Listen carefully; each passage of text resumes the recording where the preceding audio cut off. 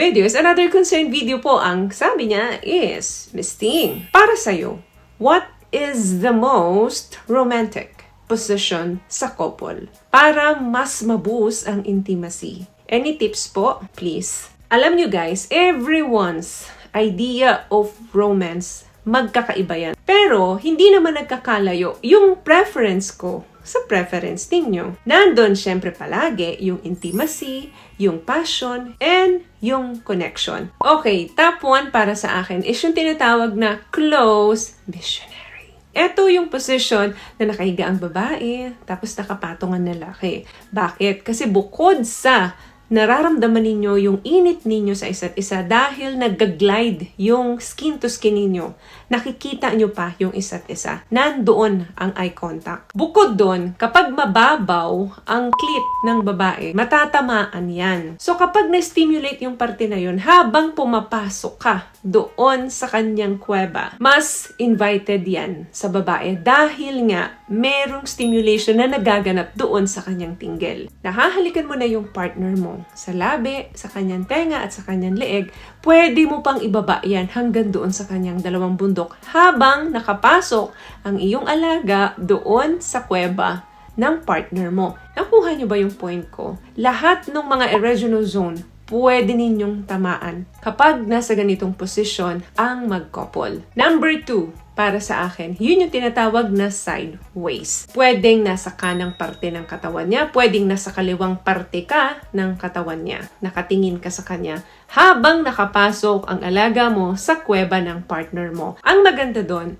nakikita mo yung partner mo, nahahawakan mo yung mga masiselang parte ng katawan niya. Also, pwede mong ilik ang kanyang dalawang bundok. Nakahiga ang babae, ikaw naman ay nandirito sa side ng babae. Nandoon yung seduction, nandoon din yung connection ninyong dalawa. Pangatlo, yan naman yung the princess. Ano to? Ito naman yung babae ang nasa ibabaw mo. Nakaupo siya sa'yo at yung dalawang hita niya parang nakaganon. So hawak mo yung dalawang legs niya at tinutulungan mo siya na i-move forward, i-move backward. So ang nangyayari sa'yo, parang yung pinagsisilbihan ang isa't isa. Very intimate din to sa mag-partner. What I love about this product, itong No More Dark Secret ng K-Skin, bukod sa may advanced whitening na siya na kung saan pwede niyang matulungan na pumuti yung mga singit-singit mo, moisturizing, meron siyang anti-irritation, antibacterial, maintain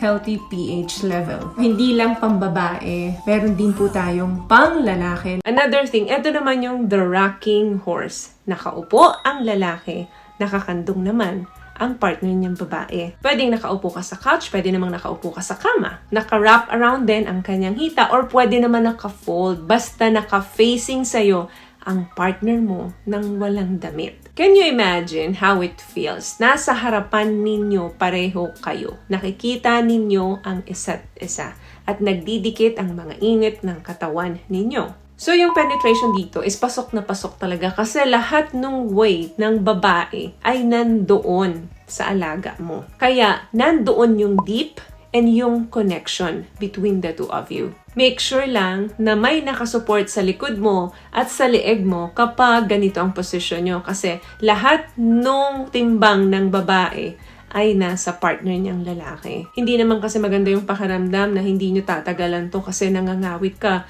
or nahihirapan ka ng gumalaw dahil nga walang support yung likuran mo. Ito, pwedeng mangyari ang napakaraming halik sa labi, sa pisngi, nandun din ang eye contact at nakakares mo yung buong katawan ng partner mo. Sa isang couple, napaka-romantic na ito kasi mas lalo ninyong nararamdaman yung init ng katawan ninyo at yung pagmamahalan ninyo sa isa't isa. Maganda kasi kapag sabay ninyong naibibigayan sa mga partner ninyo kasi nga, bukod sa ikaw ay nakapasok, nandun ang deep penetration, sa babae naman, nandoon naman yung stimulation ng kanyang clitoral. Last one na para sa akin ay nandun ang intimacy kapag ganito ang posisyon nyo, yung tinatawag na spooning. So kayong dalawa naman this time ay parehong nakatagilid. Ang lalaki ang nasa likodan. Ang may control naman sa ganitong posisyon madalas ay ang babae kasi nakokontrol niya yung speed, nakokontrol niya din yung lalim kung hanggang saan lang. Habang yung partner na nasa likod ay mananatiling nasa isang posisyon lang. Dito, mas posible na pwede kayong mag-usap. Pwede kayo mag-dirty talks dito. Pwede kayong mag-exchange pa ng mga susunod ninyong ideas. Pwede ninyong ipahatid sa mga partner nyo kung gaano kayo nasasarapan doon sa ginagawa nyo. Kung gusto mong pabilisan, kung gusto mong pabagalan, kasi malapit kayo sa mga tenga ninyo. Kaya pwede ninyong ibulong ng dahan-dahan doon sa mga partner ninyo kung ano na yung nararamdaman ninyo at the moment. Yang mga romantic position na napag-usapan natin na pwedeng makapagpaboost ng intimacy ninyo ay give and take position yan kasi pareho kayong doer, pareho kayong receiver, at pareho kayong giver sa mga posisyon na yan. Kaya equal and plenty ang foreplay ninyo sa isa't isa. May mga position kasi na ang nagbe-benefit lang is yung babae. May mga position din na ang nagbe-benefit lang